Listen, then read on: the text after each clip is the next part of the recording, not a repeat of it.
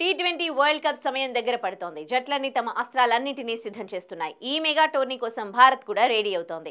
ప్రస్తుతం ఆటగాళ్లందరూ ఐపీఎల్లో బిజీగా గడుపుతున్నారు. అయితే ఇందులో కొందరు రాణిస్తూ ఉంటే మరికొందరు ఫామ్ కోల్పోయి ఇబ్బంది పడుతున్నారు. వీరంతా ప్రపంచ కప్ కు ముందు ఫామ్ లోకి రావాలని బీసీసీఐ భావిస్తోంది. అయితే ఈ ఐపీఎల్లో బ్యాటర్లు అంతా బాగానే రాణిస్తున్నారు. కానీ బౌలర్ల ఫామ్ మాత్రం మేనేజ్మెంట్ కు కొత్త తలనొప్పిని తెచ్చిపెడుతోంది.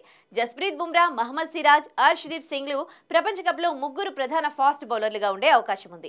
అయితే ఇందులో బుమ్రా మంచి ఫామ్ లో ఉండగా మిగతా ఇద్దరు మాత్రం వికెట్లు తీయడానికి నానా కష్టాలు పడుతున్నారు.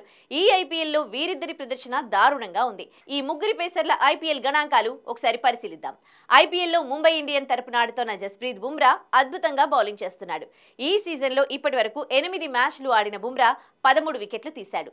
అతడి ఎకానమీ రేటు 6.37గా ఉంది.